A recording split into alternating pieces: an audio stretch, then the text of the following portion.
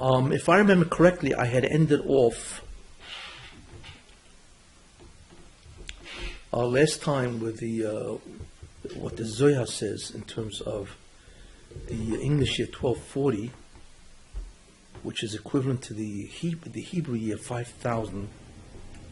And I had mentioned that what the Zohar says about that is that the Or Mashiach, the messianic light, will begin to come down, as you want to say, at that year. And I think I mentioned the whole concept of the creation calendar. I think I mentioned that. And therefore the year 1240, which is the year 5000, is equivalent to on the creation calendar, the 5,000, which means 5 days have passed, to the sixth day, which is Erev Shabbos. And it makes sense, because Erev Shabbos is, obviously, the beginning of the preparation for Shabbos. And so it makes a lot of sense.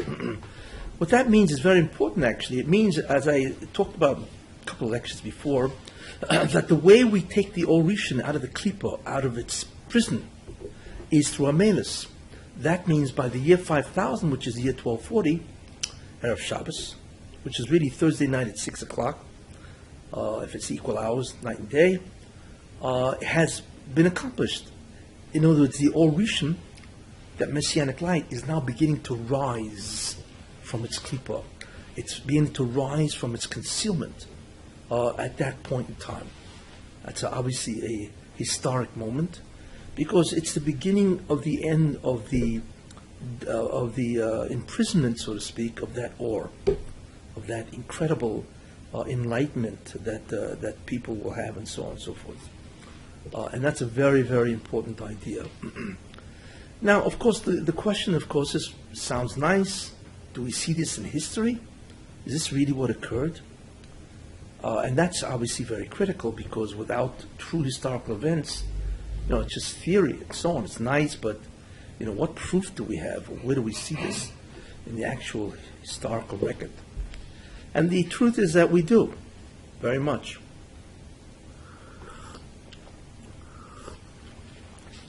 And this itself tells us a lot of very important ideas about what history is all about. Isn't that around the time that Cabala was born? Was that? Yeah, well, I'm going to get into that. Yeah.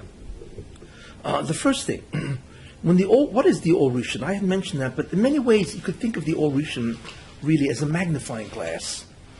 If you take a magnifying glass and you put it over something, you're able to see the thing in much greater depth. In much greater depth and much smaller in terms of what's really going on down here. The Orishan is a magnifying glass in that sense. It's called a shefa or hashpor. It's a force that enables you to see any chokhmah in terms of its ultimate cause, its incredible internal structure, and it enables you to understand reality down to its bottommost level, which is the concept of what causes this reality. Now, the Orishan, the shefa, will be on anything, actually, that you put it into. In the year 1240, which is the year that the shefa comes down, something happened, which is interesting. Now, remember one thing. When this Orishan comes down, it's not merely for the Jews. Because remember, the whole Bria has a concealed pneumius to it. It has a concealed internal structure, whether it be the spiritual universes, which Cabala talks about, or whether it be the physical sciences, the physical universe, which is what science talks about. They're all the handiwork of God, Ma'aseh Yodov, and so on. So therefore, the Orishan, once it becomes revealed, or begins to emerge, is really a revelation of any chokhmah, as we will see. That's a very important concept. It's not just for the Jews, for the Torah. It's also for anybody who studies science. The whole mankind's attempt to understand the underpinnings of all human knowledge. Internal framework. The internal framework is certainly, exactly. Structure, internal framework, whatever it is. We all know what it is.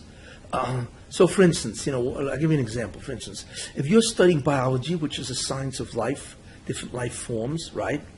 And you put the magnifying glass of the shefa, of the enormous force of the Orishim, you will immediately become aware of the ultimate causes of life. So you get down into what? Into molecular biology, right? Into DNA. You begin to see what is going on at the bottomest level structure of physical reality. There are 5 levels of reality in terms of the physical world. There's what's called the macro. That's the large universe. There's the micro. The micro is obviously something that you need a microscope to look at, but it's the small view of the universe. Then there's the nano. The nano universe is the universe slightly larger than atoms, whatever. That's 1/1000th of a meter. And the science is all about nano. Today, the big revolution in science is nanotechnology. What they can do with that is awesome. You just alter chemicals and anything you can alter at that level. Then below the nano is atomic, because the nano doesn't look lower basically than a molecule. But there's the atomic, which is the actual ability to understand and view an atom. And then the 5th level is called the subatomic, where you're now into the subatomic particles, electrons and protons and neutrons and so on. But anyway, there are all these levels of reality. Not cosmic. Who? Cosmic. Cosmic is macro. Neutrinos are not subatomic? Yeah, neutrinos is subatomic. What is energy? That's before matter?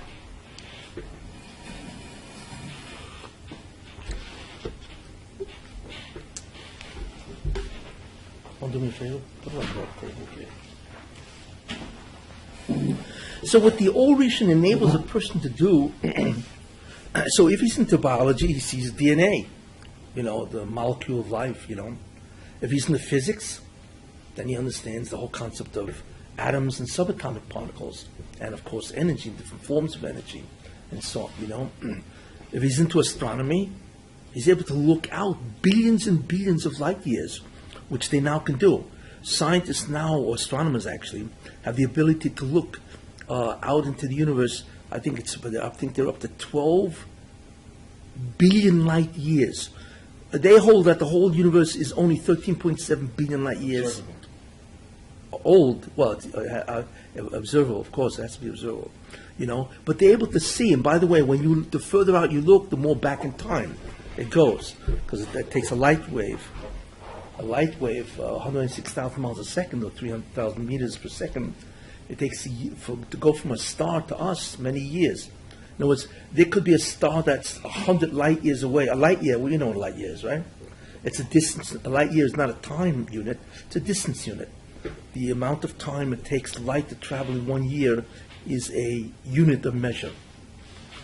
Which weight? 1 light year is 6 trillion miles. It's pretty fast, pretty far. But they can see already, so imagine 6 trillion, 1 light year. So if you're looking at a star which is 100 light years away, right, that's 100 times 6 trillion, right? So they can actually see, in other words, we don't even know if that star still exists, because we're looking at it 100 years later.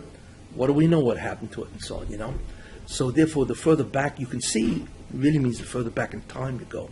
But anyway, my main idea is that the concept of a shefa, or the Orishon, is the ability to look in any chokhmah down to its bottommost level. It's the what's called the totality of knowledge, almost, and so on. That started in 1240, basically. That means before that, and I don't care whether it be Jews or Goyim, doesn't make a difference. They had a limited vision of the pnimius, of the internal structure of the creation. It is the shefa of the Orishon that enables science, Torah, to view the internal structure of reality. Now, in science, what was that? So we have Aristotle dominated science for 2,000 years. He was what's called an armchair scientist. He figured through logic he can figure out, what happens in the world and so on.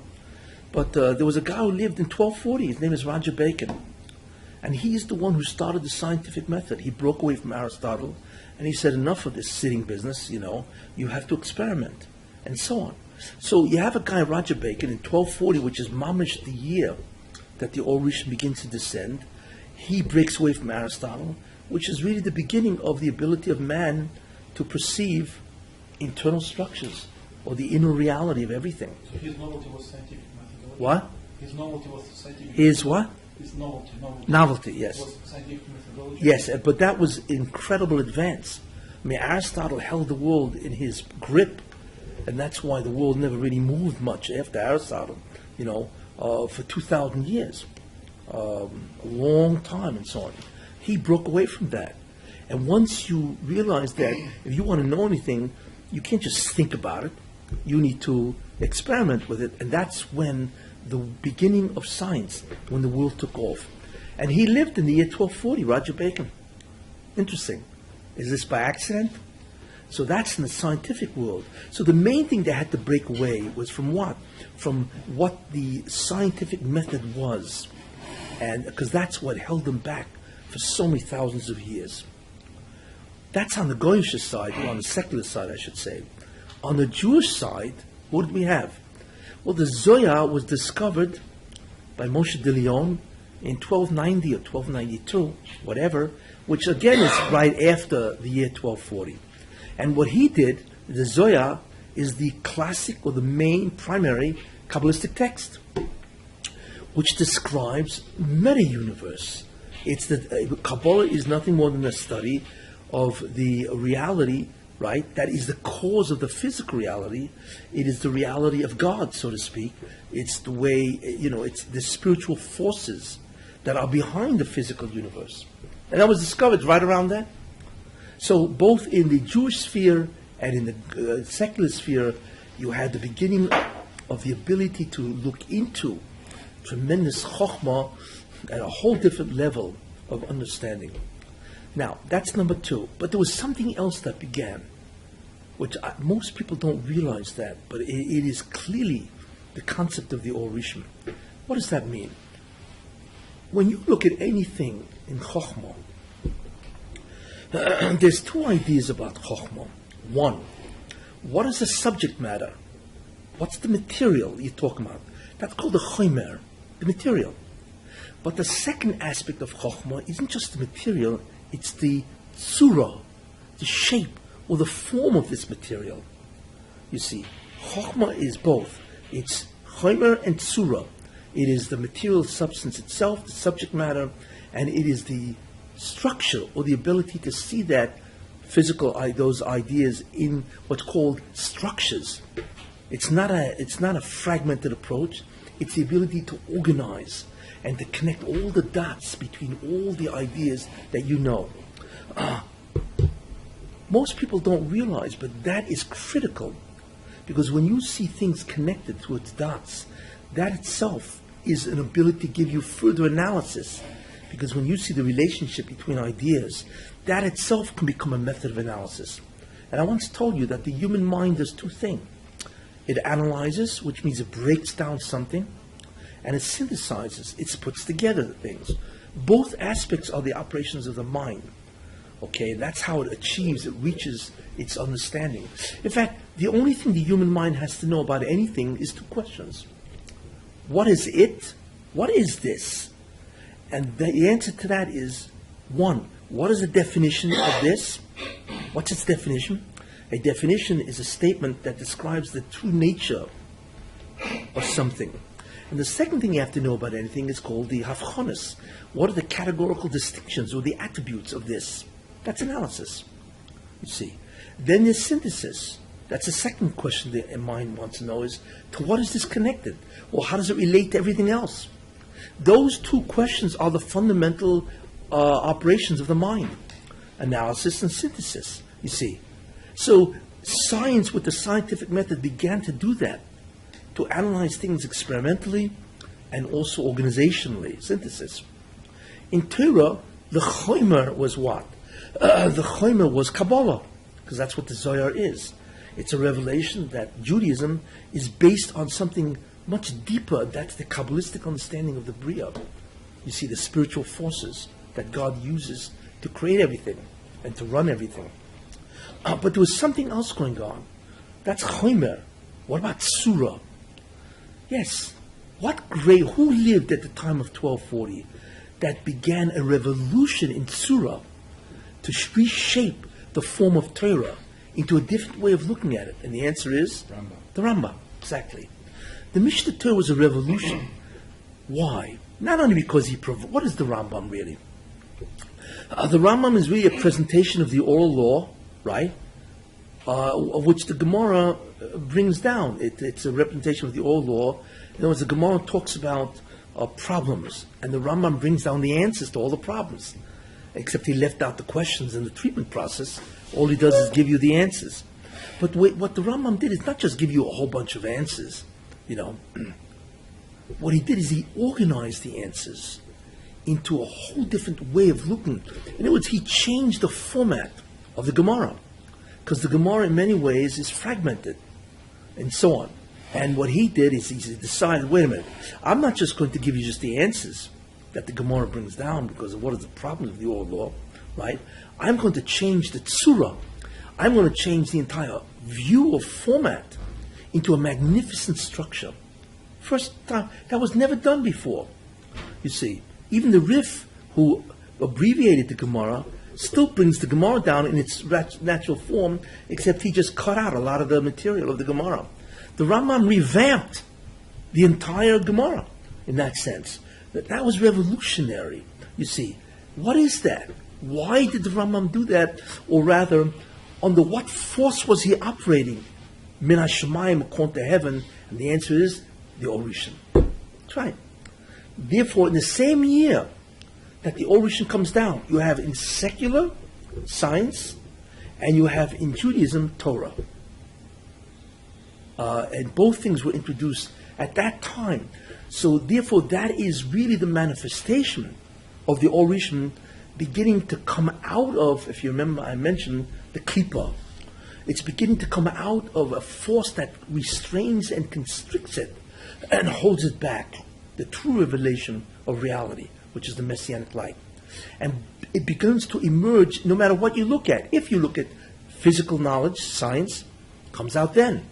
And if you look at Torah, you have Cabala and the new form, Tzura, of the Rambam, how he organized the entire old law, both happened in the same year. Was that an accident? I don't think so. That's really the beginning of what the Zohar says, that the messianic light began on that time. Very important. Then we progress, but clearly, once the messianic light begins to emerge, it emerges. It's on its way. You begin to see incredible development of what? Remember, Chomer and Tzura of reality. Okay? So let's move a little further. 1240 is equivalent to Thursday night at 6 p.m., right? And then we need to get to what's called further and further into night, right before dawn. And there are two figures that lived that radically changed, you see, the whole idea of Mashiach as it begins to develop. Going to the secular first, right?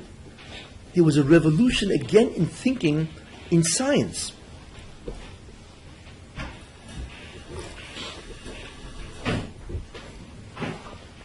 Who was that? That was another guy, another Bacon, called Sir Francis Bacon. What he did is he really promoted and revolutionized the whole concept of the scientific method. And a major contribution of his is what's called induction, the ability to see a fragment, and to generalize that fragment into a total or a picture. What's his name? Francis Bacon. Famous guy. I mean, famous to some people anyway. Induction, you said? Induction, yeah. Was that Yeah. similar to Aristotle? Did he borrow? Did he dig back to Aristotle? No, he just realized that, because what does science do? What does an experiment do? An experiment will try to answer what's called hypothesis. A hypothesis is nothing more than some type of an explanation of some type of phenomenon that you observe. That's all it is, right? So let's assume you do the experiment and you have an explanation. So hypothesis is something you think about even before you get into the experiment. If it works consistently, then it becomes a theory. And if it always works, it becomes a law. That's it's called the certainty of knowledge, and so on. But what he said was hypothesis is really induction. In other words, you assume the explanation on this phenomenon, but by induction, which means you go from the particular to the general, we can assume that all things will work that way in terms of the experiment you just did. So therefore, what you can now do is design new experiments that hopefully will be consistent with the one that you did. That's induction, because you're now trying to generalize your findings. You see? Incredible. He is the one who is machadish the scientific method. He's the guy. Okay, so that's in the field of secular. Again, remember, the Or Rishon is not just information, number one.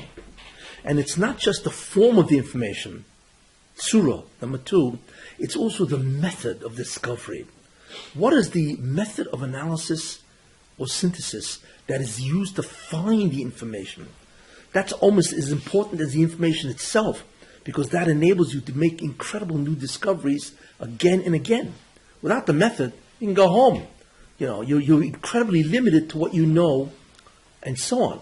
But if you have the method, the way to do it, then you can find out, you can apply that method to anything, you see. So that's what Francis Bacon did. He was machadish on Roger Bacon, the incredible concept of method, of how to do that, which is critical. So that's in the secular world. In the Jewish world, Torah world, well, you had probably one of the greatest increases of esoteric knowledge, which is Cabala, ever known. The Ari. That's what the Ari did. What the Ari did is he took the Zohar, right, and he explained the Zohar, because the Zohar is really a medrash, but it's incredibly cryptic. You learn the Zohar, you don't know what it's talking about. Not everything about in Zohar is Cabala, because it's really a medrash called the Medrash Rab Shimon Bar Yochai. It's really what the name of the Zohar is. But what the Zohar really is, there are many parts of it, the Idris and so on, that are Kabbalistic. And meanwhile, what's it talking about? Why? Because the Kabbalah of the Zohar is code. It uses what he called misholim, and it's metaphors. So you don't really know what the metaphors refer to.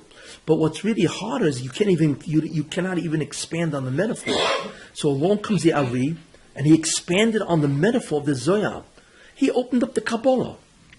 That's what the Ari did. And therefore that's another major advance in the Or Rishon, right? It's another advance. This isn't accidents. This is because as time goes on, right, and Klal Yisrael is contributing to this with the Amidas, then the Or Rishon is more and more released from its prison, you see. Also in Shulchan Aruch. What was that? Also in Shulchan Aruch. Oh, exactly. For the first time, right, although there were people who attempted to write a Shulchan Aruch. You had the Bahag, the Baal Hilchos Gedolos. He started that, And then, of course, you had the Rambam, the Smag, and so on. But the Beis Yosef, and so on, he really opened up the whole world of halacha. What he did is he took the Yediyah Torah, the knowledge of the Torah, which is basically the Mishnayos and the Gemara and so on, and he said, okay, I want to apply it. But he organized it, and so on, into 1,705 simanim. By the way, the gematria of 1,705, is gematria Orach Chaim, Yeridea, Choshe Mishpat, and Even Ezer. So that's scary. But anyway, so that's the totality of Shulchan Aruch.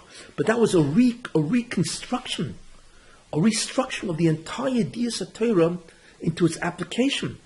It never happened before. And of course, after him, then you had all the commentaries on him. You had the Mishnah Berurah. And then you had commentaries on Shach, Taz, and so on. But those are revolutionary ideas in what way? It's either in Chomer, material, right? Or it's in Surah, in form. So you see, both of these things are emergent. Remember what the Or Rishon is. It has three components. One is the Chomer, the topics itself. The second thing is the Tzura, what form do these topics take? And that's the whole concept of structure and systems and so on. And the third aspect is method. What is the correct method to use to ultimately gain a perspective of all of this? Yeah. There's a conflict, and I just had a thought, there's a conflict of non-religious people. That Of who? Non-religious. Non-religious, yeah. Body Yidden and everything. So, but from Roger Bacon to, who's the other Bacon? Oscar Francis. Francis Bacon. Sir Francis Bacon. There seems to be some intellectual tangibility to the method. Yeah. In other words, direct observation, et cetera, et cetera. That's a then scientific method, exactly. when we bring on the Torah, which I believe, you believe in here, when the Ari advanced things, what was his foundation? I said, I have any input nobody else has. Where did that come from? What was his source? Yeah. And the answer is Eliyahu Navi. He says it himself. He learned, I hate to call it Bechavrusa, Eliyahu. Directly or spiritually? No, that's a different question. Gili Eliyahu, how's a person experience it? So, it's interesting because there's a Reb Chaim Vital wrote a sefer called Shara Kedusha, and in that he says that even though Nevuah is gone, real Ruach HaKodesh is gone, without going into what these things were, he said there are still ways to access heavenly information. One of them is called Gilio, where Elio reveals himself, and he teaches you. Another is a Magid, where Malach comes down and uses your own throat, your own voice to talk. Another is Chalomas, dreams.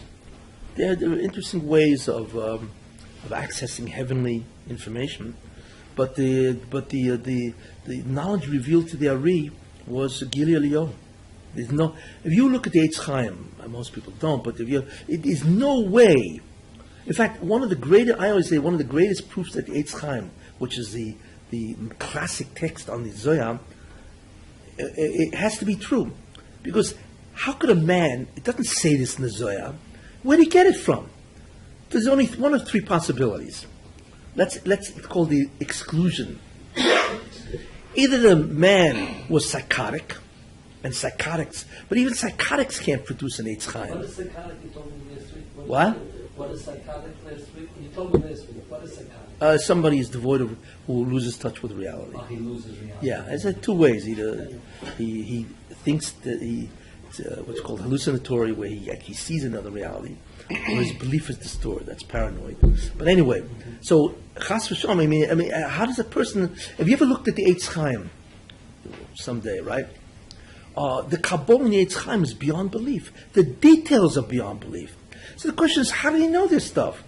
This stuff is not in the Zohar, although he shows how it comes from the Zohar, which is interesting. In other words, that thing is really this what I'm telling you. In other words, because the Zohar is like one line, and he's got a whole 5 prakim on this. So how in the world did he come up with this stuff? So either he's psychotic, but the truth is, even psychosis can't produce something like an Eitz Chaim. Why? Because psychotics, even though they can come up with imaginary details, there's no internal consistency in the imaginary details. There's no consistency. When you look at the Eitz Chaim, it's a system. Even a psychotic can't make an Eitz Chaim while he's crazy. So that's one possibility, and we know that the Ari Chas v'Shalom is not psychotic, obviously. The second thing is he's a liar. He just sat down and decided to write. He fabricated an entire system of heavenly information. Everybody admits that the Ari was an unbelievable tzaddik. Or the third possibility, that it's true. What else is there? The question, how could it be true? Where did he get this from? And the answer is, he writes, it's Gili Elio. That's how he got this information, and so on. But the main idea, what? Who? No. The Eitz Chaim itself. Well, The Kisvei Hari. Start from the Kisvei Ari. You got to start from Kisvei. The Kisvei Ari, which is the writings of the Ari, right, was written by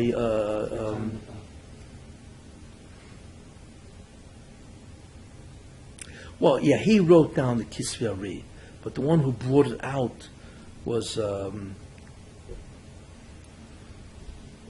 whatever. There are two versions of the Kisvei Ari, and so on. But it's Reb Chaim Vital who served, if you want to use that word, as a secretary. So he writes down.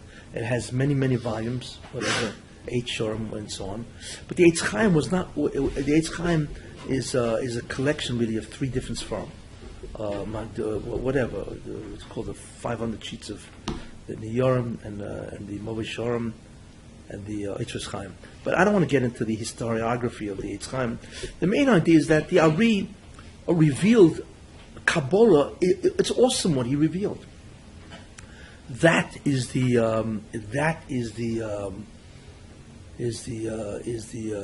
development of the origin. But in our side, their side they have Francis Bacon. Our side we're the Ari. You see, it's incredible to watch the parallels of the incredible advance in Chochmah. Okay, then we come. So that's in the 15th century. Actually, it's the 16th century. What? 2 years after 1490 was 1492. Yeah. Columbus. Yeah. Well, that's. I'm not going into history. I'm going to the Chochmah of the origin because I want to show you today what's happening.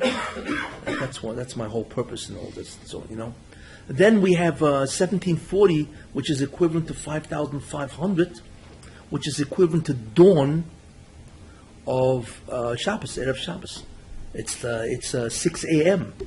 Okay, and in that time, okay, again you had 2, I would say, stars. Who really released incredible knowledge of the origin, both in the secular world and in the Torah world.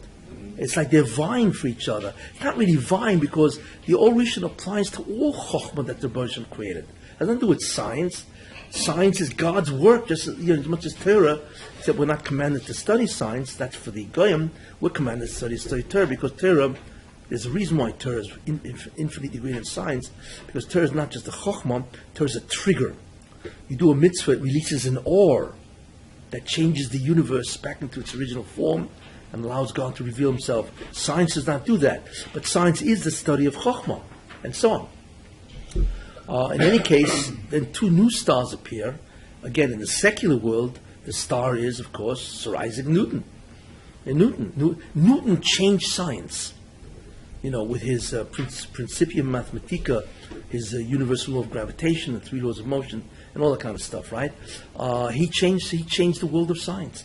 He is the father of modern science. After Copernicus? He's after Copernicus. Yeah, Copernicus was, I think, in the 15 something. Yeah.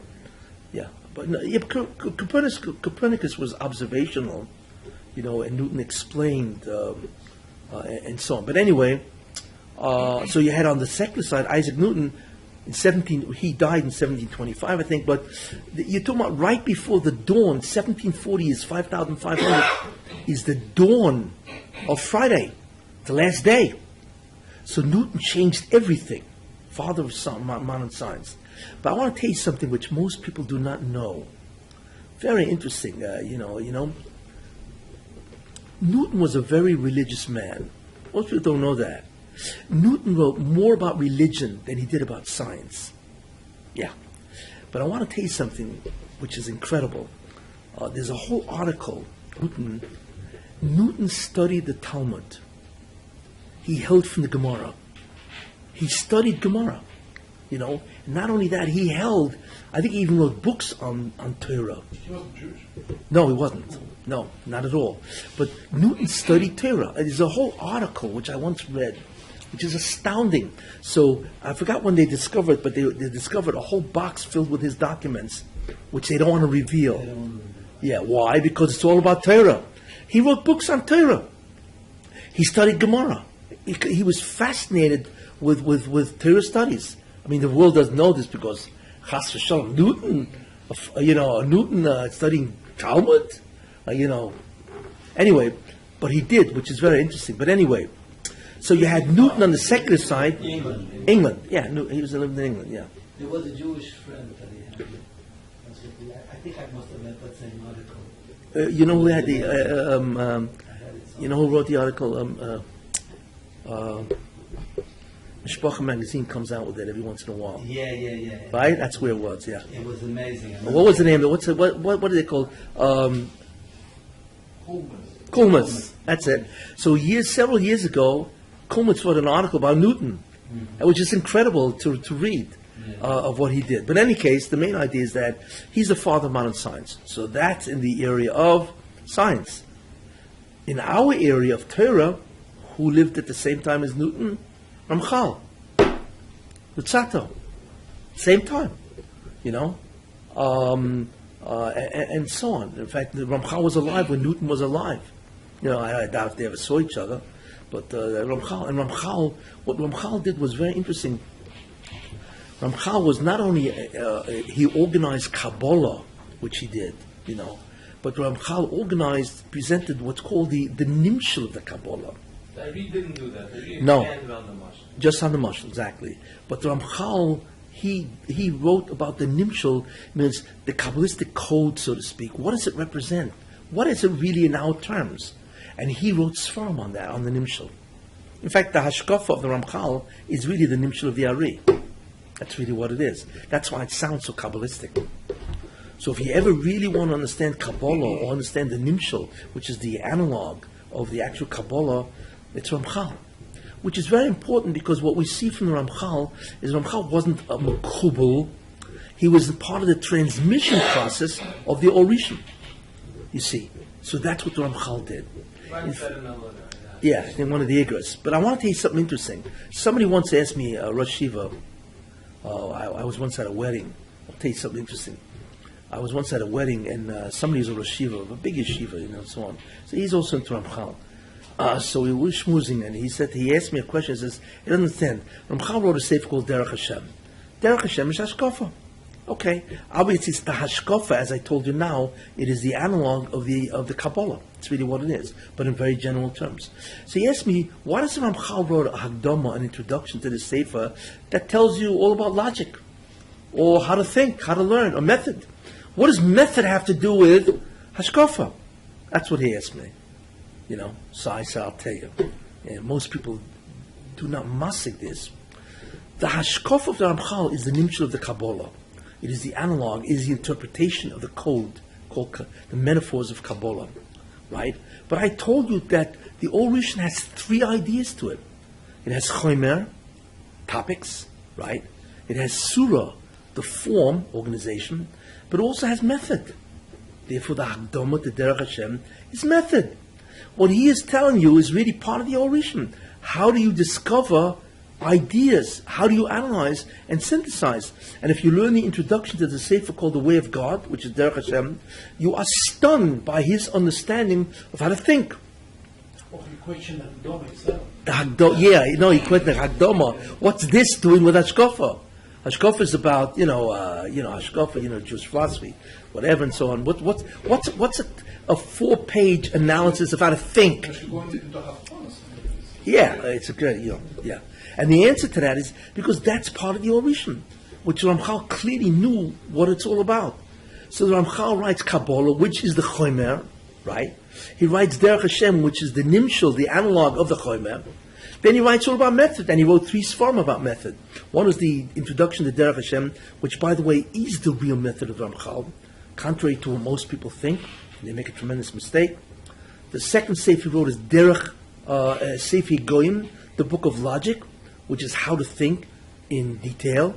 And then Derech Tfunis, which is really how to learn Gemara, and this subject called ontology. That's also Derech in Sefer Goyim. But anyway, what's the Ramchal writing svarim on method for? He has a sefer Derech Chachma. Yeah. It's also how to think. Derech Chachma. No, Derech Chachma is curriculum. What are you supposed to learn? Not how. If a person wants to really serve the Rebbeinu Shalom, what Chachma should he learn? Like scientific Chachma? No. And you should know, it's revolutionary. What he writes there, no yeshiva in the world does.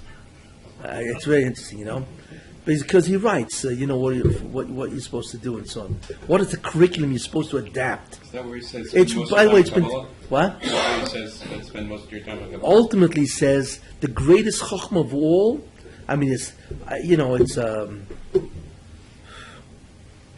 there's he writes about the avodah, how to serve God, and there are many different aspects to the avodah. One of it is called yedias elokus, knowledge of God. Then there's yedias hamitzvos, knowledge of the mitzvahs. Okay. And then there's the tikkun amidus, to correct character traits, right? So it's Kabbalah, Gemara, Musar. Who? Kabbalah, Gemara, Musar. Well, yeah, but in the end, what the Ramchal writes is that after you finish Shas and Poskim and all that, you spend the rest of your days learning Cabala, because that's the greatest of all Torah, because it brings down the greatest amount of divine energy. I don't get into all that, but that's their Chochmah. Yeah. Oh, no. What the Ramchal did was incredible. He wrote about Hashkafa, which is the analog to Kabbalah, analyzing the interpretation, right? Then he wrote incredible Kabbalahs from, and so on. And then he wrote Avodah, right? How to be an Oived. Tikkun Amidus is part of the Avodah, and that's Mesilas Yesharim. He wrote on every area you need to know to become an unbelievable Kodesh. You see, most people don't realize that, and so on. But in any case, so that's why the Ramchal writes about method, because method is part of the Orishon, which most people don't understand, you see. And if you ask yourself, what is the one word that describes the method of Orishon? Tiferes, beauty. What the Orishon doesn't want you is to walk away with a bunch of fragments in your mind, right? What he wants you to do is to know everything in terms of how it connects to everything else. Because if you think about it, the universe is an achdus. It's a unity of all information and knowledge. A unity always means structure or system.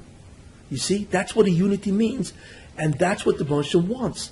And the reason why he gave everything period, because if you remember, I told you one of the manifestations of the Or Rishon, the messianic light in the Klippa, which means under the force of Tumah, is fragmentation. That's what it is.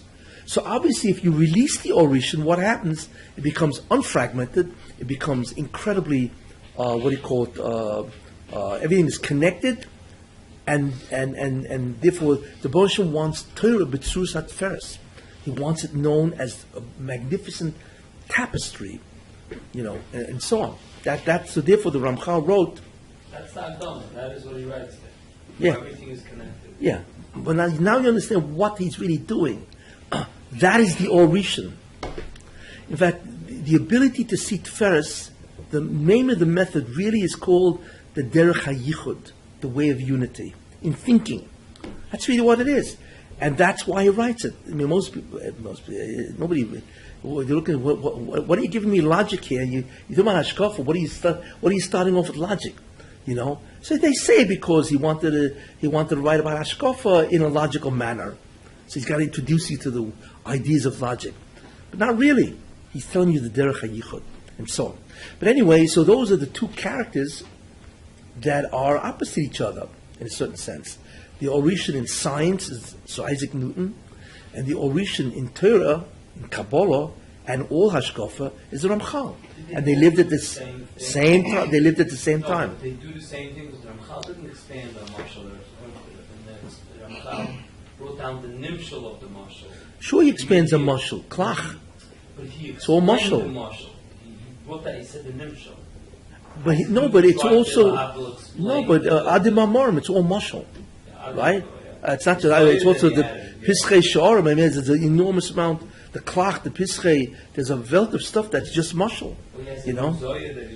Yeah, I mean, go that Zoya Tinyana, a second Zoya he wrote. Ramchal wrote a whole Zoya. We only have a couple, some pages. I mean, the man was amazing. He died at 40 years old. He was an amazing person that was able to write. But anyway, what I'm trying to show you is the development of this Or Rishon. You actually see it. And both of them live at the time of what? 1740, which is Amar HaShachar of the world. Okay, let's move on. Right? What's the next stage in the development? And that stage is incredible. What I'm trying to show you is that there is no such thing as science without Or Rishon. They think it's the Chochmah, the Bria. No, that's the Or Rishon that's given to Goyim, right? And that turns into science because that's what they want to study. They put the magnifying glass on that Chochmah. In Judaism, in Torah, it's Cabala, right? And Hashkafa and so on. And the ability to retransform fragmented ideas and so on, or disordered material into beautiful ideas. The same Or Rishon, just projected at different levels. Yeah. Exactly. But it's the same force. Right. That what most people do not. They don't understand what science is. Science is the force of the Orishim, but applied to the physical universe. That's all. Which is a incredible idea. What's next step? Oh, Yeah, the Ramchal's fine. I'm up to the next step. What? Baal Shem Tov lived in the same times of the Ramchal. Yeah. There were three people that lived at the same time, and they all suffered terrible persecution, redifus, for other Jews, and there's a whole reason for that, and so on. One was the Yonis Neibschutz, tremendous makubal, and he suffered, Rabbi Yaakov Emden, without going into that machlokes, and that was again the early 18th century, 1710, 1720. The second one who suffered terrible redifus is, of course, the Baal Shem Tov, right? And the third one, of course, is the Ramchal. They said all three suffered tremendous amount of persecution, unfortunately, at the hand of Jews because of Shabtai Tzvi. Anyway, 1740 is 6 a.m. Friday, you're saying? who? 1740 is equivalent to 6 a.m. Friday. Correct. Yes, it's 5,500. What's the next? Well, the next one is called basically Netz. It's Friday sunrise. Basically, what year is that? 1840. Yeah, it's 79, but it's basically what 1840. Now, interesting. 1840 is a very interesting year. There's a Zohar that says the following: that it says in the Torah in the 600th year of the life of Noach. Okay, in the Torah it says what will happen in 600. That's when the Mabul happened. So the windows of heaven will open, and the great abyss also opened, and water poured forth. Okay? What the water came down from the heaven, it poured forth, and of course it flooded the earth, and that was the marble. Fine. What is this water? I don't go into the whole thing, but that water is really the Orishim. Because what the Russian wanted is that Noach was in 10 generations after the Adam Rishon, so he wanted in those 10 generations that everybody should rectify or correct the damage that was done to the 10 spheres, and so on. So therefore, what should have come out is the Orishim, okay? It should have come out and flooded the planet. The messianic light. Instead, it didn't, because they did terrible sins. So the water was changed into its spiritual analog, which is water.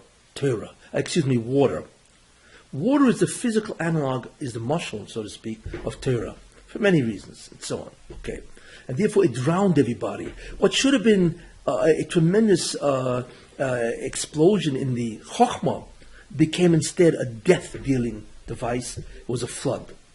Okay, that's the reverse. Ramchal says this. In any case, so the Zohar says it very interesting. It says when did this happen? In the 600th year of the 600th year of the sixth millennium, which is 5,600, which is the English year 18. What's that? Who's that again? The Zohar. In the 5,600, right, which is the 600th year of the sixth millennium, which is 5,600, the Zohar said that will be repeated. Again, but as what? Not as a flood, right? But as an incredible, what's called hispashtus chokhmah, an unbelievable explosion of knowledge and wisdom. That is the Orishon again. So that's a major time period of an incredible explosion of this chokhmah. What happened in 18? So the Koshner Tzemagid says the following.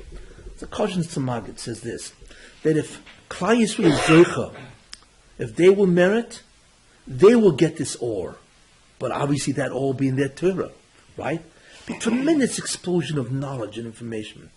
But if we're not Zocha, the Koshner Tzemagid says, it will go to the Goyim, which is science, Chokhmah, right? It goes that way. Well, what happened in 1840? Industrial Revolution. It changed the world, because now it was no more so much agriculture. It became machines, factories. And the world changed because of the Industrial Revolution.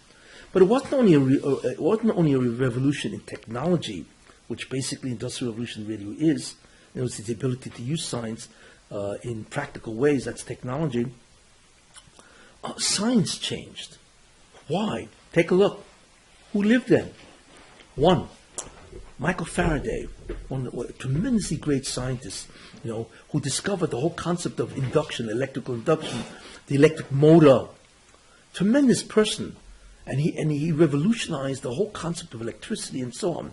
Then you had Maxwell, who organized the entire electromagnetic spectrum, that light is really part of X-rays and so on.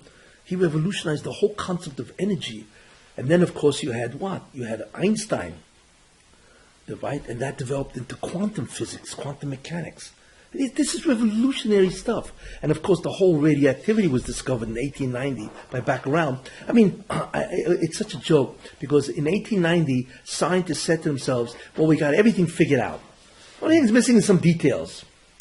As I say, ha ha. All of a sudden, some guy takes a piece of rock, puts it on a film by accident.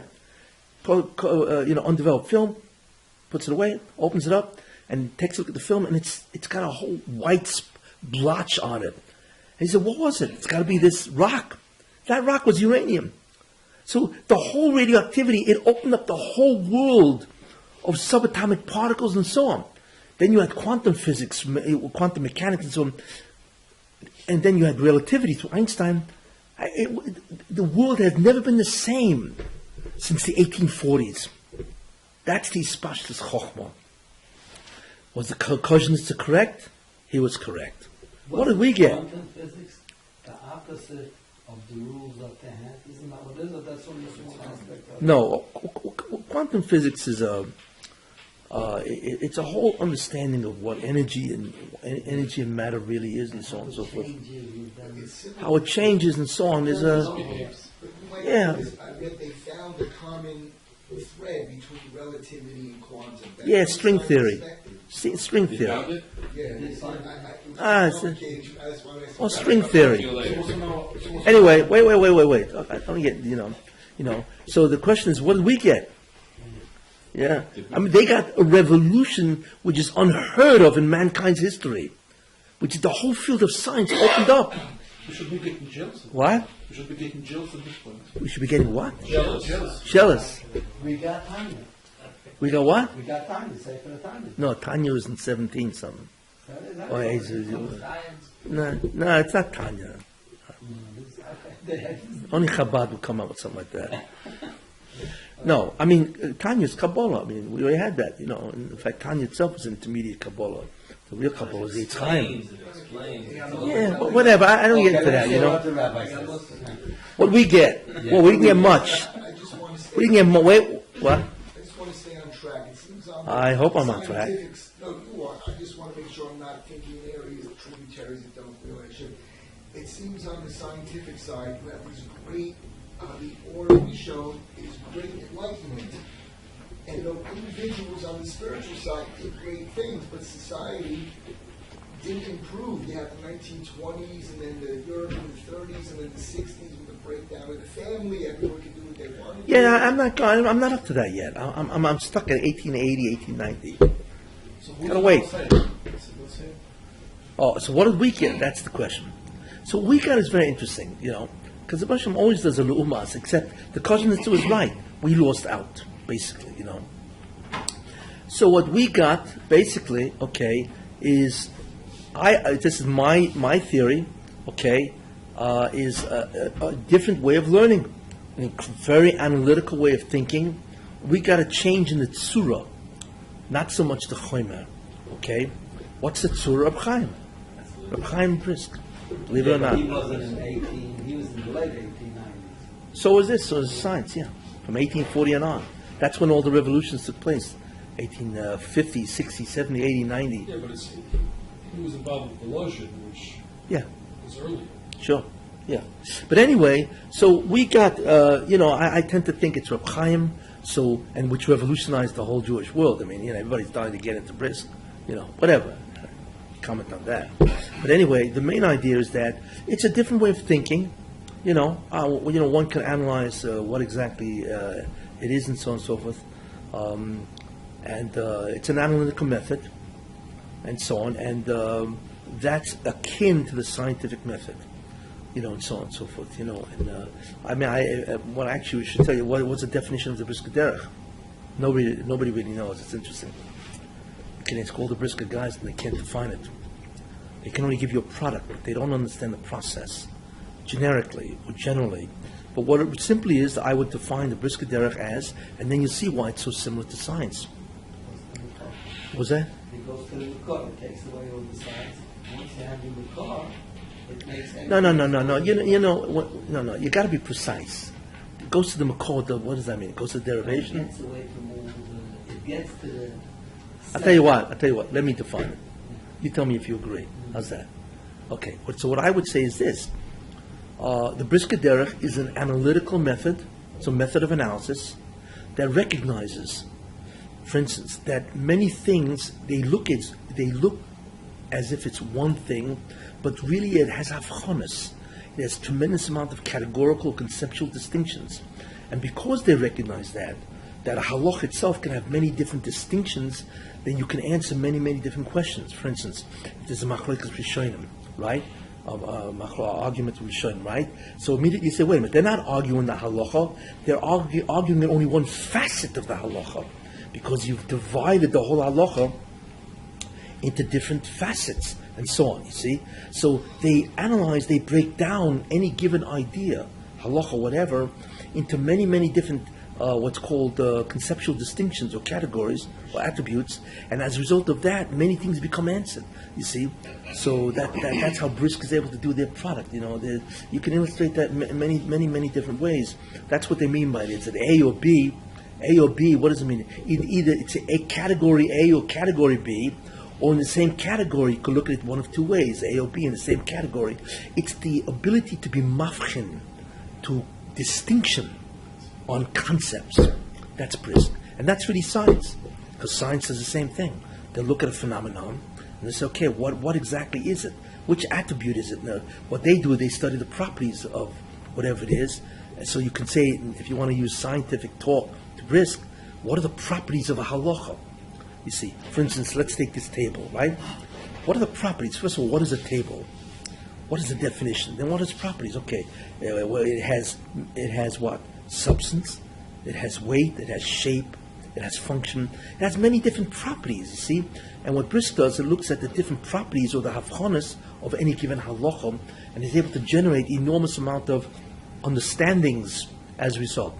Scientific method. But the problem, in a certain sense, there is a problem with Brisk because it only limits itself to analysis, which is putting looking at fragments into many different separations. Really, you have to do synthesis. Brisk does not put things together into a beautiful picture. They don't do that. Anyway, that's because it's only partial origin. In any case, so therefore, this seems to be the trade-off of what's happening in terms of the release of the origin itself and so on, you know. In any case, today, what's happening today? Today is astounding what's going on. Okay. The next kufa after 1890, 1910, and so on, is what? Is 1990. Right? We already went from we went from Amana Shacha, which is, right, dawn. We went into Netzachama, right, of the last day, right? Now let's jump to Chatzos. Midday. Wow. Midday, right? The sun is going to set, never to rise again, right? It's incredible. After Chatzos on Friday, that's when we begin to think of Erev Shabbos. And we are now in that kufa, in that time period. And that has enormous results. So here's what's happening. On September 1989, Rosh Hashanah, right? That was Chatzos. Midday, 12 o'clock noon on Friday. Okay? Bingo, as they say. All of a sudden, the whole world turned topsy-turvy. If you ask yourself, what has happened since 1990? You can't believe what has happened and the acceleration of these events. I mean, it's just incredible. It's not so much science. What? It's not so much science. Wait. The order of the group. Listen. Wait. Okay, what has been happening? First of all, Soviet Union collapsed. 1899. yeah, I know. And Berlin Wall collapsed too. Exactly. Communism is dead a year later, right? And the World Trade Center. All this is from 1990 and on, right? It's astounding. Civilization has changed radically and so on. But anyway, I want to get it just, I'm talking about the Orishim and so on. What has happened? One is that in Chatzois, which is Friday midday, the amount of Orishim is coming down in unbelievable intensity because we're right next to Shabbos. You see? Do you have any idea what's going on in the world of science? And I'm going to examine that part, right? What's going on in the world of science? Okay? I'll tell you. Every day, and this information is old information already. This I've been saying since 1990. Okay, so it's much more than it was then, but I'll tell you what was then, right? In 1990, or in the 90s and so on, every day, what's the frontier of information? Right? It's journal articles. A journal article reveals information that's what's called the cutting edge, right? That's where you get cutting edge stuff, right? Every day, 7,500 articles are published daily. 7,500 articles are published every day around the world in science or in Chokhmah. That's number one. At that rate, the sum total of human knowledge doubles every 5.5 years. It's astounding. Before it was different, right? Before what? Before that.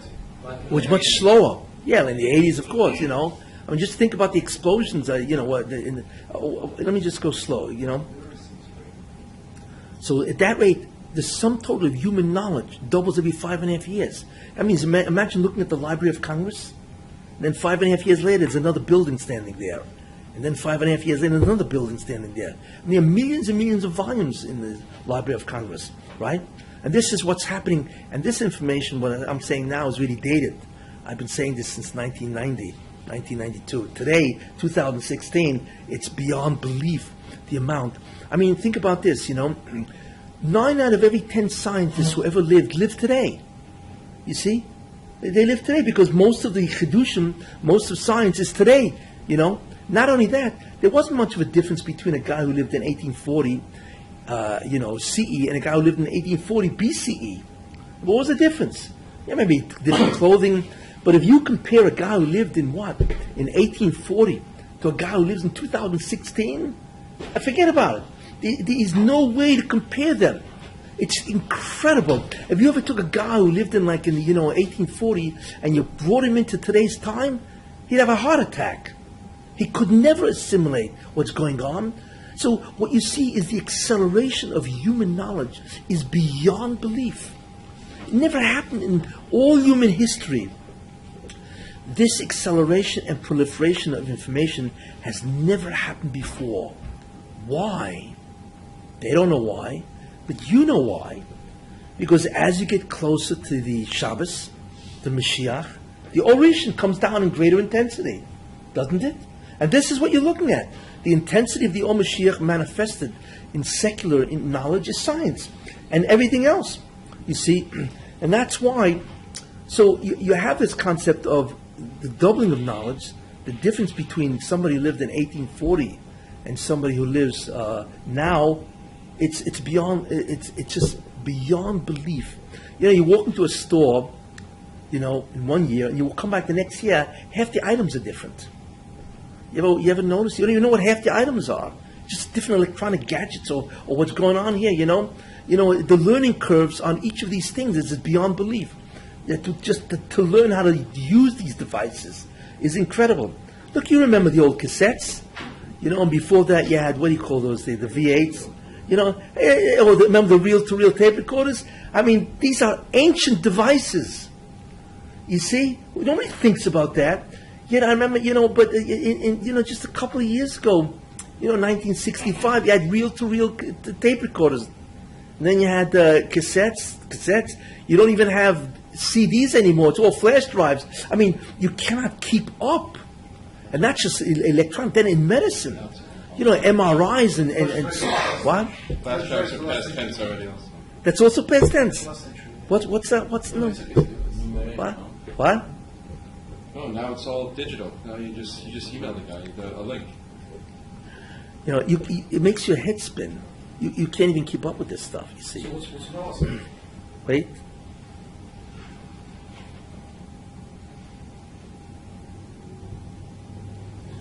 You're saying about medicine. I mean, CAT scans, MRIs, PET scans. I mean, it's unheard of. You're speaking of The ability- for now the cameras, What? nano cameras. Yeah, now cameras that put into your body a little, you know, there's a little camera that can float right through your whole system and so on. It's you should know, it's all science fiction. We live in an era of science fiction that has become reality. Just astounding, you know. But what is this? This is the Orishon coming down in unbelievable intensity because we are right next to the messianic era. That's what this is. Most people don't realize that. You see, so this is what's happening. You see, Is it possible that because of the advances in science and things like quantum physics, and on the other end in astrophysics and things like that, that we're approaching the interface between Teva and spirituality? Meaning, so that the Orishon should finally come in and say, this is the connection between the two. well, that's later on. I'm saying, are we preparing for that? No. Not only that, so that's 12 o'clock, which is September 1989, Chatzois. And the world has changed radically since then. Just think about it, you know, the internet, wireless, electronics, medicine, physics, engineering. It's like it's literally another universe that we are in. And the answer to that is because that is the Orishon coming down with incredible intensity because we are right next to the release of the Orishon. Okay, everybody got that? Not only that, we are now, right now it's 2016. So September 1989 was Chatzois, right? But we are Chatzois because we're 2016. We are what's called Sheish V'Chetzi. Now, Sheish V'Chetzi means 6 hours of the day, which is 12:30. Sheish is till 12, from 6 a.m. to 12 is 6 hours, and a half hour. In order to daven mincha, you have to wait till 6.5 hours, not 12:30. Why? Because you have to see the sun. The shadow begins to incline. We are past 12 o'clock. We are 12:30. In fact, we are past 12:30. We are approximately 12:40. Okay, we are 12:40. That means we are right next to the Mashiach. Where do you see this? Because there's a pasuk that says Le'es Erev Yiyeh Or. It's a pasuk in the Navi. Le'es Erev, at the time of evening, Yiyeh Or, there will be light. That's the Or Mashiach. Okay? When does Erev start? It starts 12:30. It's called Beinu Arbayim. So we are in a time that the Or is coming down with such incredible intensity. Le'es Erev Yiyeh Or. That's mamish what we're in. We are in, I think, 12:40. If you have to look at it at the creation calendar and so on, you see. Okay, and so that's what's happening in the world of science, which is the Orishon coming down. What's happening in the Jewish world, which is interesting. What's happening? Well, I want to show you something. Why has this been happening like this since 1240? Because the Baruch Shem has to prepare the world for the Or. But what he's doing is preparing the Goyim first. Take a look. From Aristotle all the way till 1240, that was what's called an arithmetic progression. It's called an arithmetic progression of Chokhmah. Okay? Arithmetic means, let's say it's 5 plus 5. Then from 1240 until Newton, it wasn't arithmetic anymore. It was called geometric. Right? It's not 5 plus 5, it's 5 times 5. And then from Newton and on, and certainly in our time, it's called exponential. 5 to the power of 5. You notice what's going on? Why? Because the Or is coming down faster and faster in greater intensity, but the main concept you have to take away with you is Hachana. The Baruch Shem has to prepare the world for an onslaught of Chokhmah that is beyond comprehension. So since the Orishon is coming down slowly, it prepares the Goyish world for this incredible idea. But it's more than that. Because in the 60s, all of a sudden the world had a certain idea called the New Age. Remember New Age? New Age is all kinds of spiritual and crystals and all that. All of a sudden the Baruch Hashem wanted the world to think more of spirituality. And it's not only just New Age. There are many spiritual themes in Hollywood.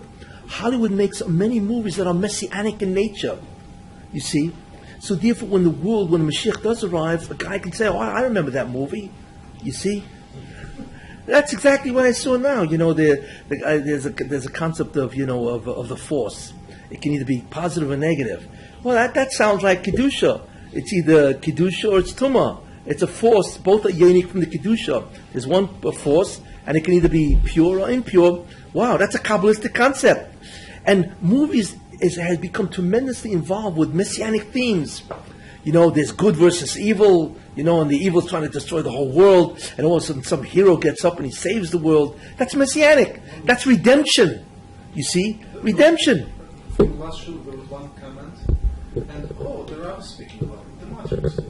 But who? The Matrix. Matrix, Yeah. I know what he's talking about. Oh, that's the proof. You see? Because they can now refer to all these Kabbalistic concepts through Hollywood.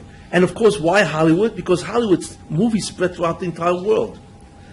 You don't realize, what the Baruch Hashem is doing it's not comical, but it's extraordinary. The Baruch Hashem is using tumah. You don't realize that. Because it says, Umiyitein toho mitome. That's a paraduma. Who can take out tahara from tumah? So what the Baruch Hashem is doing is he's using secular information, entertainment industry, to promote messianic ideas. He's using the tumah to promote Kabbalistic and messianic ideas, so the whole world should be prepared when the Mashiach comes. You see, and that's what it means in Iyov. It says, "And who is he who can take out tahara from tumah?" But so the tumah is all this stuff going on in the Hollywood and all the entertainment and so on and so forth. But the tahara of it all is that people get used to the idea of Kabbalistic ideas. Redemption, Messiah, evil versus good, the end of time, and there's going to be enlightenment and an awe. It sounds like movies. So they're ready with all that. What? At once. Wait, I'm focusing now on them. Right? So therefore, this is what's going on. So already you had in the 1960s, you see, all of a sudden there was a bent toward New Age, and New Age is spiritual. Of course, a lot of it's ridiculous and so on, but it's a beginning of a spiritual awakening of the world, you see. And then, of course, you have Cabala. You have, I don't want to mention their names. We all know who they are. All of a sudden they're translating Zohars and they're selling Zohar water and all this kind of stuff, or spiritual waters, Kabbalistic waters, and so on and so forth, But I want to tell you something. In many ways, you can. It's another theme. It's like all of a sudden the Baruch Hashem comes over to the Sultan and he says, "Okay, it's time for the Orishon to come down." So the Sultan said, "Excuse me, they're not worthy of this." So Baruch Hashem, listen to me. It's got to come down because this is the timetable. The Jews, whatever, they're suffering and Amelis and all that. It's got to happen now. But okay, in order to prevent your kitrugim, your prosecutions, I'll tell you what I'll do. I will let the tumah take the zoya and the Cabala first. You see? So the great chance is that, all the Hollywood stars will get into this stuff, right? Into the tumah and the zoya and then Cabala and all that. I don't want to mention the Hollywood stars, whatever, and so on and so forth. It goes Hollywood, right? And all of a sudden, the Sultan says, "Okay, fine. As long as it goes to my guys first, because what I'm hoping is that the Haredi world will be so disgusted by what's happening with Cabala that they'll reject it. They won't even bother learning it. You see? So that's called Sheikhad l'Sultan. The Sultan placates the Sultan, so he should not makatre, because he created the Sultan to do what? To have, he created the Sultan to be makatre, to defend justice and so on. Well, that's the whole. No, of course, that's the concept of tumah. When tumah takes over kedusha, it rips it to shreds. But conceptually they're reading. But at least they know of Cabala. Now everybody heard. Well, all of a sudden the Zoya. Everybody heard the Zoya because we heard it on TV. They had a whole article about Zoya, right? Or we heard about the what? They talk about how it changed their life. Yeah.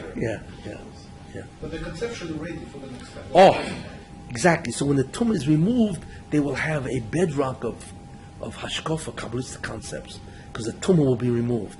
That's really the secret of who takes out tahara from tumah.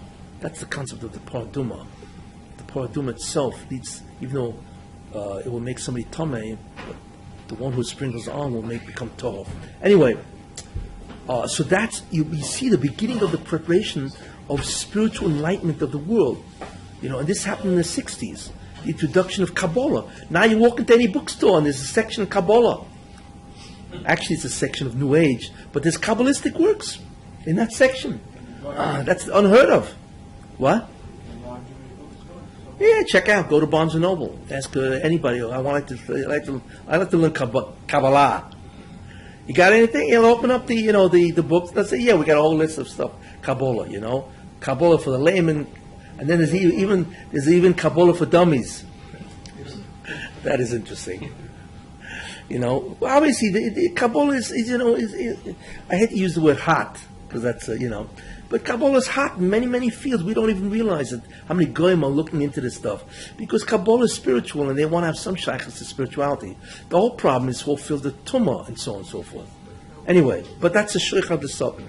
That's how you can appease the sultan so he won't prosecute and Cabala can come down. Very important concept. What? And we be delayed on the other. Oh, now what's happening with us? Wait. I mean, this shoe. What do you say? This shoe. But there's a positive to that. For a guy who's born in Omaha, Nebraska, on a farm, to come to know Cabala by any means is still a miraculous thing. For us, we're looking at it subjectively. But if you think some guy from Hollywood in Southern California, it's an amazing thing for them. Yeah, well, this is why. Because the Baruch Hashem is preparing the world for spiritual enlightenment, for Cabala. And he's using Hollywood to do it. They have no idea they're promoting they're promoting spirituality. Of course it's mixed with Tumah. Because that's what they're going to do. But that was to placate the Sultan. But they are the bringers, the agents to prepare the world for an understanding that there's an entire spiritual reality ahead, you see. And that's the theme of many Hollywood movies. What? Marshall McLuhan had the medium is the message. Yeah, whatever. Sounds like double talk. But anyway, what's happening in the Jewish world? Well, the same thing has to happen. We also have to have a hachana for Cabala or a hachana for the Or Mashiach. You see? So what's happening? Certain very interesting things are happening. The Torah is rising from the Klippa. We see that. So all of a sudden there are many things that are happening, and people don't realize that. I told you that a manifestation of Klippa on Torah is incredible fragmentation. It's disorganized, it's fragmented, it's unsequenced, and it's deficient. You see. But we have been witness to a revolution. All of a sudden, Gemaras are being written in a different way. Let's take Art Scroll. What I'm about to say is an incredible advertisement for Art Scroll. But as far as I'm concerned, they have no concept, or Mesifta. Yeah, any of these new Gemaras. So, for the first time in history, the Gemara is now fully explained. Fully, and not only, first of all, it's translated into English, number one. So there's no foreign language anymore. Number two, all the unstated thinking, because Gemara is really a notebook. Every third word is missing. All of that is now inserted into the Gemara. It's a full composition.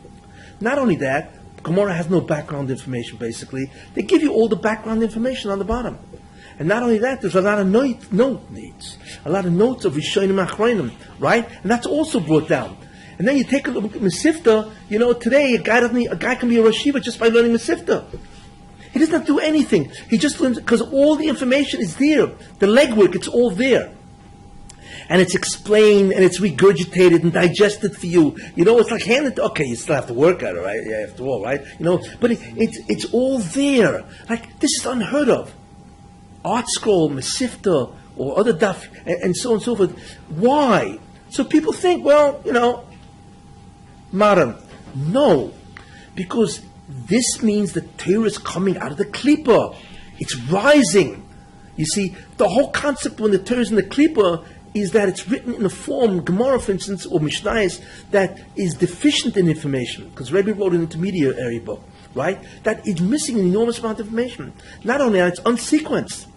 You see, that which is more difficult, the ideas, the first Mishnah, and the easier ideas are the last Mishnah. I can't even illustrate all this. There's so much. And then it's brief.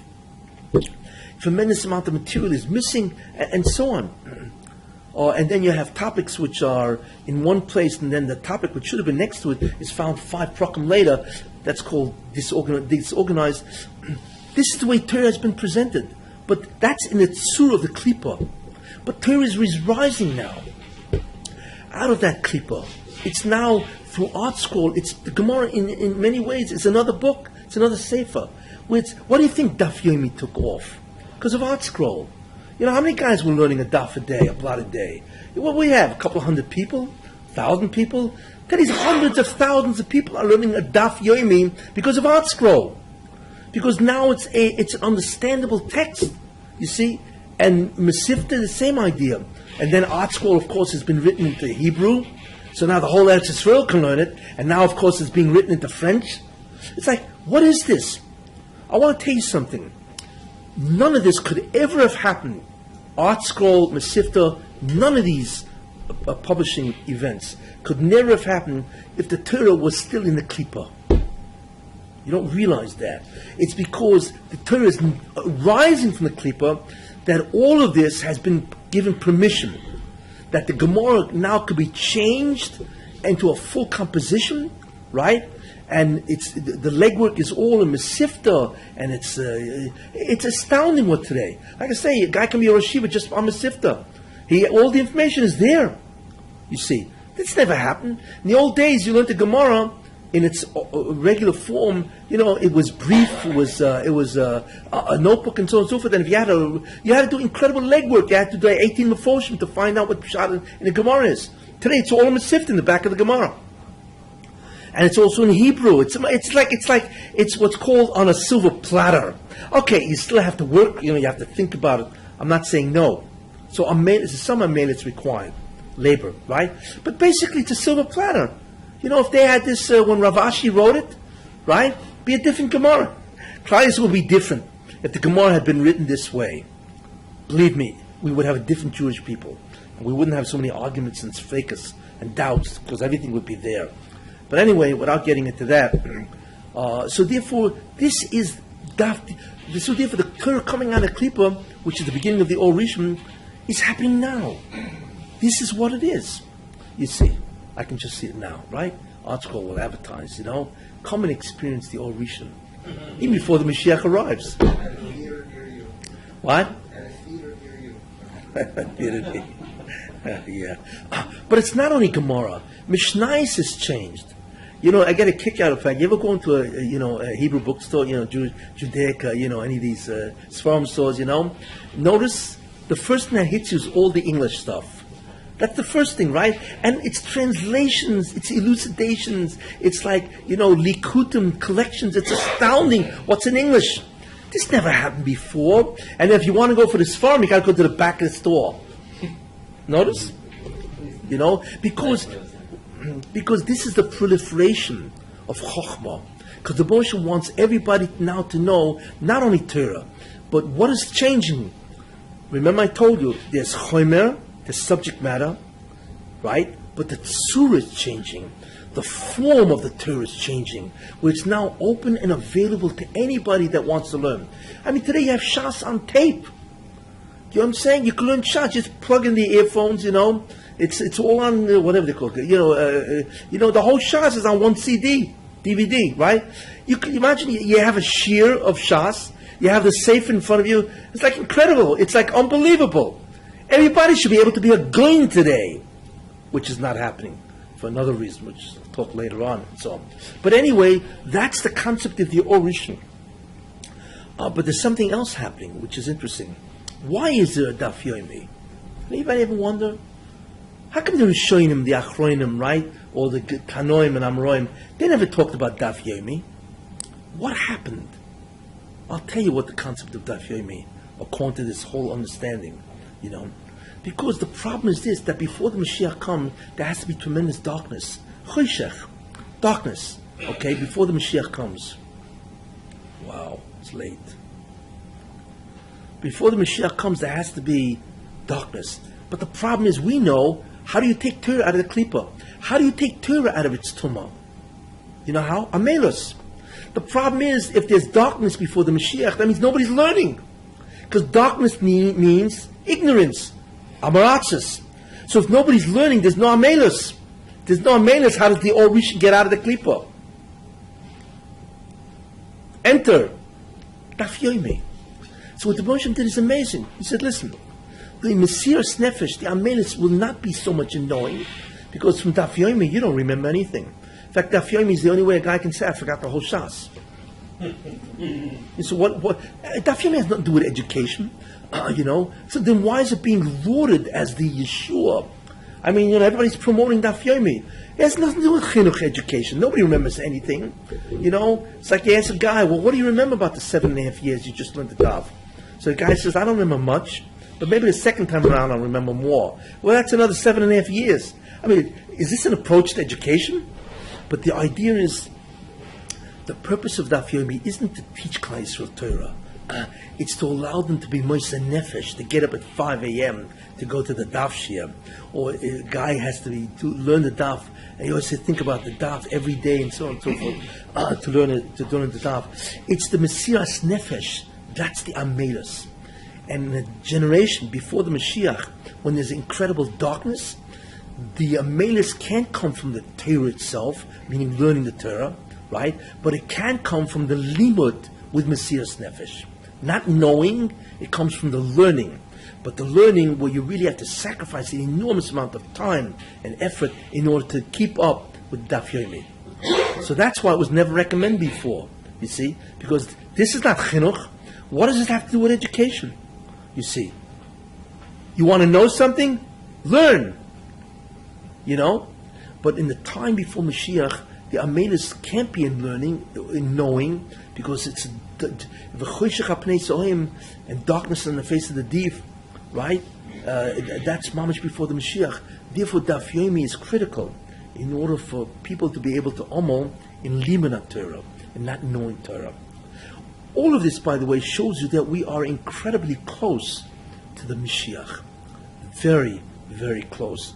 Because you take a look at all this. Look at all the signs. One, we have Eretz Yisrael. The first time a nation got back their land in 2,000 years. Hebrew is spoken.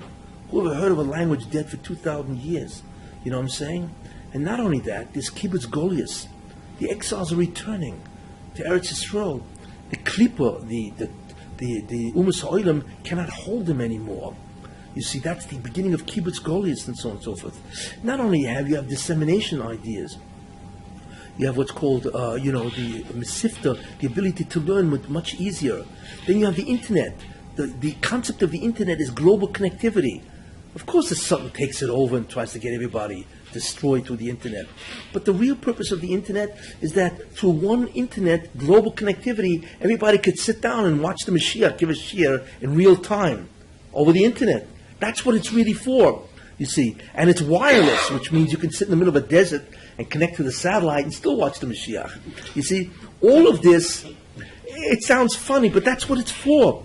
The internet is to allow one guy to get on it in real time and give a shiur to, 7 billion people.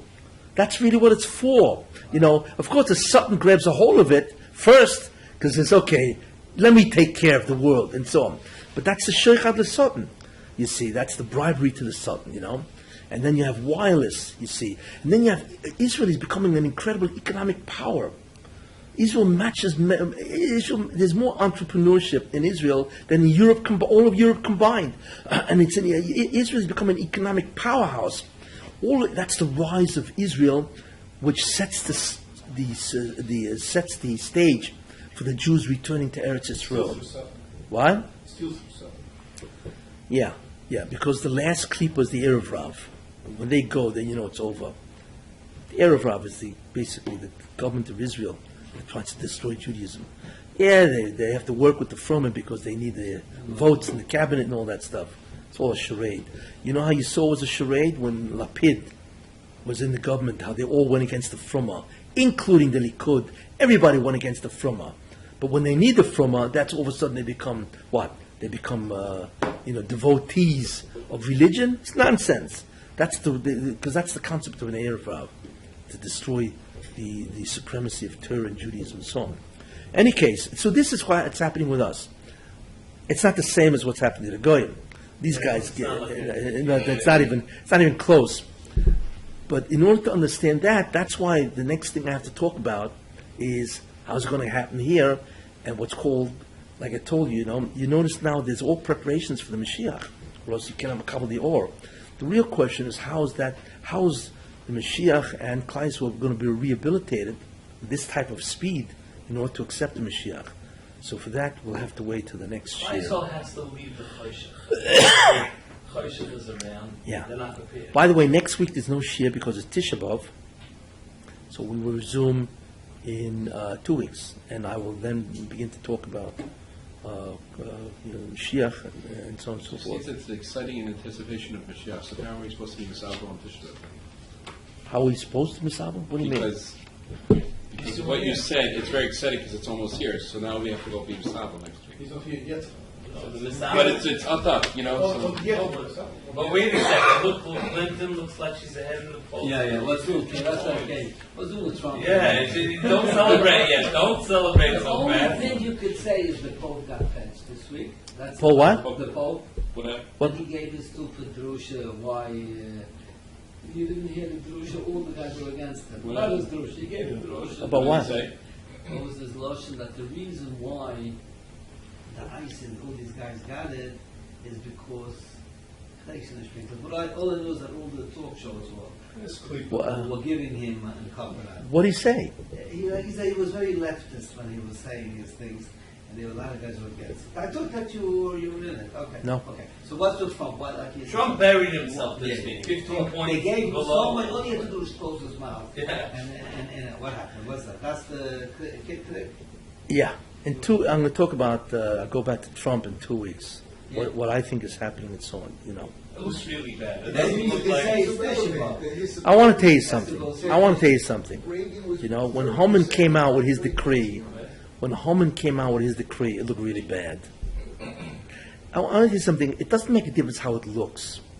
The Bonsham, it's up to him what he wants to do. And I told you, either he's going to retire Esav, Edom, that's what it's all about, which I'll talk about in 2 weeks, or he's going to destroy America, because Hillary will destroy America. You know how? It's not only That's because. scary, and that's the way it looks right now. Well, yeah, but it's not Hillary. It's Edom. It's Esav. It's America, which is on the line. I'll talk about it in 2 weeks.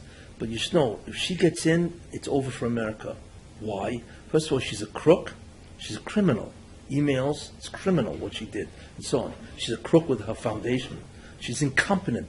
I mean, everything, the foreign policy is a disaster, and so on and so forth. And she's incompetent. It's a woman that doesn't have a clue as to how to govern, and she's a liar. All 5 major virtues of Clinton. But that's not how she'll destroy America. She'll destroy it in another way. You know how? I'll tell you now. Who? There's no Bring in the middle. One of the most dangerous institutions in America. $10 billion she wants to raise on taxes. One of the most dangerous institutions in America is the Supreme Court. There are 2 positions available. Right now, the court is balanced between left, radical judges, and right, conservative. 4 and 4. Scalia died, and he was a tremendous conservative. Okay? If she appoints 1 left, radical, and if she appoints 2, it's over for America. Because the Supreme Court, with a leftist agenda, will destroy the morality and the ethics of America. You don't realize that. They already did it. They already took America and made it chayv misa.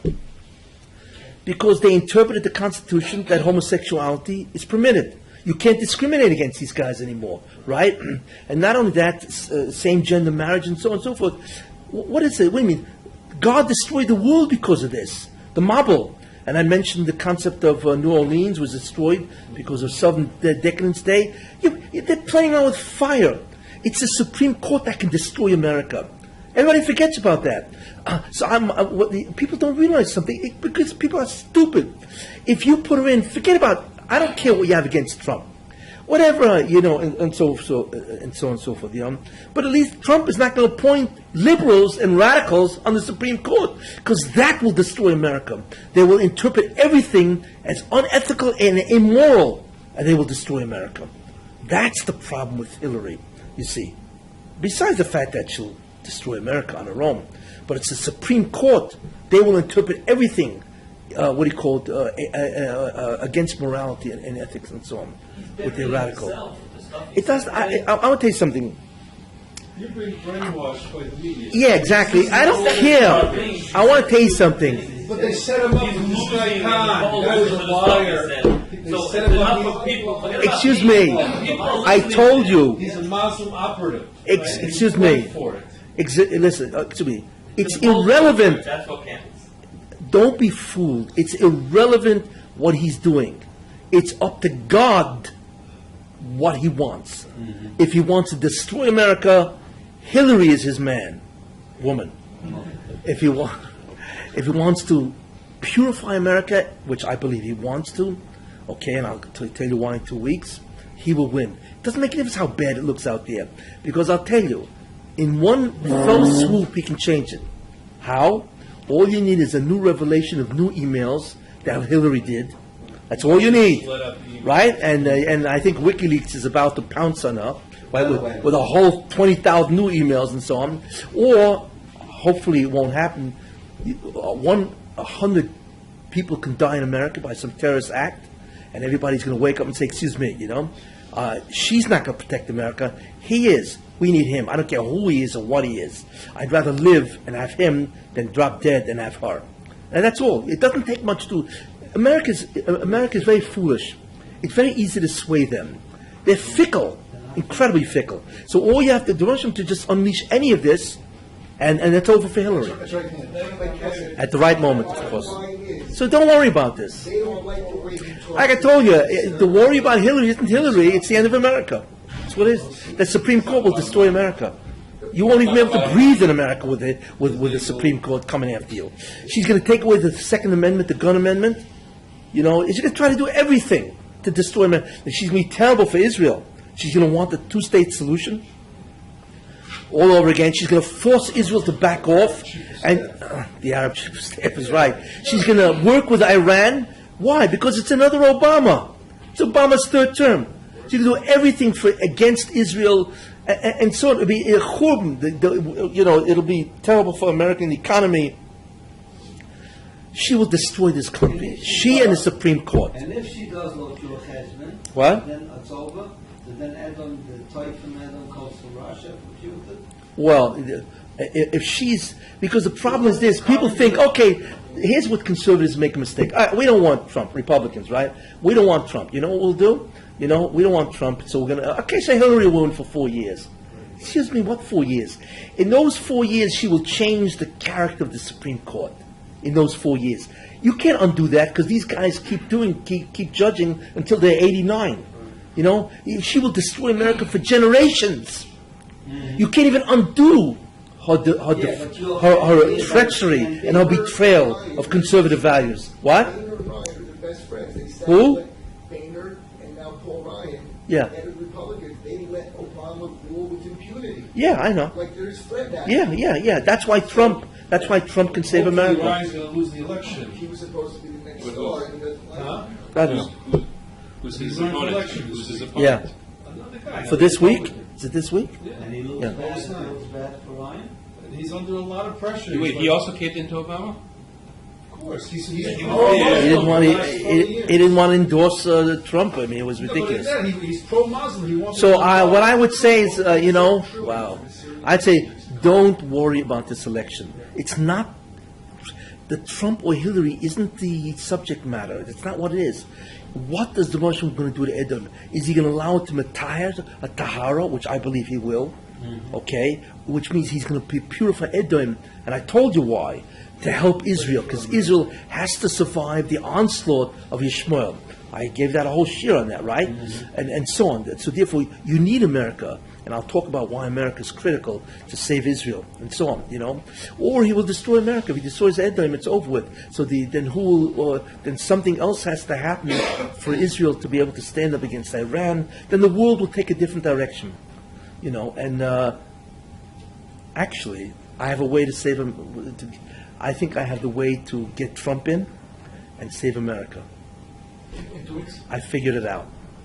In 2 weeks, I will tell you. Oh. And I have a proof from the Torah. It's possible to save America and possible to empower America. And I found the biblical answer how to do it. And it's astounding. When you look at the parallels, it's incredible. And this is more powerful than any of Trump's advertisements, his tweeting. I don't care what he does. This stuff will put him out. And we are doing it in 2 weeks. And I will tell you what is in 2 weeks. 550 tzaddikim in the year. What was that? 550 tzaddikim in the year. What time are you giving this year? This week you start with a quarter after? Oh, yeah, I'd like to start at 10 o'clock because it's quarter after 12, which is insane. I've been talking 2 hours already, and I'm not even paid for this.